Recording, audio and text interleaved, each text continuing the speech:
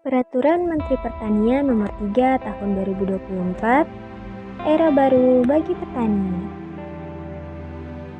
Peraturan Menteri Pertanian Nomor 3 Tahun 2024 mencabut dan menyatakan tidak berlaku Peraturan Menteri Pertanian Nomor 18 Tahun 2018 tentang pedoman pengembangan kawasan pertanian berbasis korporasi petani. Peraturan ini dibuat sebagai respons terhadap kebutuhan untuk meningkatkan efisiensi dan efektivitas dalam pengembangan kawasan pertanian di Indonesia. Dengan mencabut peraturan lama, pemerintah ingin memperbarui dan menyempurnakan pedoman yang ada agar lebih relevan dengan kondisi terkini. Peraturan ini bertujuan untuk 1. Meningkatkan produktivitas pertanian. Dengan adanya pedoman yang lebih baik, diharapkan produktivitas pertanian dapat meningkat, sehingga dapat memenuhi kebutuhan pangan nasional. 2. Mendorong kerjasama korporasi petani. Peraturan ini juga bertujuan untuk mendorong pembentukan korporasi petani yang lebih kuat, sehingga mereka dapat berkolaborasi dalam pengelolaan sumber daya dan pemasaran hasil pertanian. 3. Meningkatkan kesejahteraan petani. Dengan pengembangan kawasan pertanian yang lebih terencana, diharapkan kesejahteraan petani dapat meningkat melalui peningkatan pendapatan dan akses terhadap pasar. Apa saja tugas yang dijalankan peraturan ini? Peraturan baru menjalankan tugasnya dengan melakukan pembinaan pengembangan kawasan pertanian oleh Kementerian Pertanian, pemerintah daerah provinsi, dan pemerintah daerah kabupaten atau kota sesuai dengan kewenangannya. Pembinaan tersebut meliputi perencanaan program dan kegiatan pembangunan pertanian. Selain itu, peraturan baru juga mengatur pemantauan dan evaluasi terhadap capaian sasaran pengembangan kawasan pertanian yang dilakukan oleh dinas kabupaten atau kota, dinas provinsi, dan Kementerian Pertanian. Hasil pemantauan dievaluasi oleh instansi terkait dan dilaporkan kepada pimpinan. Dampak positif yang ditimbulkan dari pemerintahan ini diantaranya peningkatan kualitas pertanian. Dengan adanya pedoman yang lebih baik, kualitas produk pertanian diharapkan dapat meningkat. Lalu, akses pasar yang lebih baik. Korporasi petani yang terbentuk dapat membantu petani dalam memasarkan produk mereka dengan lebih efektif. Lalu, ada inovasi dan teknologi.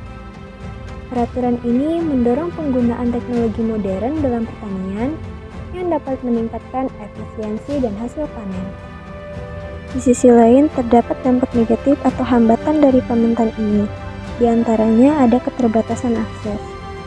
Tidak semua petani mungkin memiliki akses yang sama terhadap informasi dan sumber daya yang diperlukan untuk mematuhi peraturan baru ini. Lalu ada beban administratif. Peraturan baru ini dapat menambah beban administratif bagi petani, terutama bagi mereka yang tidak terbiasa dengan prosedur yang lebih kompleks. Lalu ada risiko ketidakpastian. Perubahan peraturan dapat menimbulkan ketidakpastian di kalangan petani, terutama jika mereka tidak memahami sepenuhnya implikasi dari peraturan baru ini. Di sisi lain, petani diharapkan untuk ikut andil sebagai bagian dari pengembangan kawasan pertanian berbasis korporasi petani dengan cara ikut berpartisipasi dalam konsolidasi usaha pertanian yang meliputi penataan rantai nilai, penggunaan teknologi sesuai dengan praktik-praktik yang baik, dan penataan pola serta jadwal kegiatan usaha pertanian.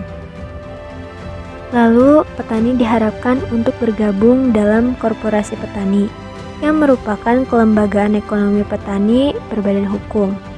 Korporasi ini dibangun melalui konsolidasi petani dan usaha pertanian untuk meningkatkan nilai tambah, daya saing, dan kesejahteraan petani.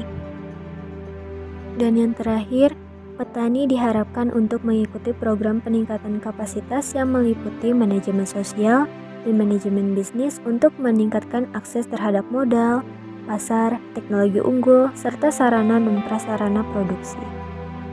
Menurut saya, sebagai mahasiswa pertanian, Kita dapat berkontribusi dalam menyukseskan pemerintahan ini dengan cara melakukan penelitian dan inovasi, melakukan penelitian yang relevan dengan kebutuhan lokal untuk meningkatkan produktivitas dan efisiensi pertanian.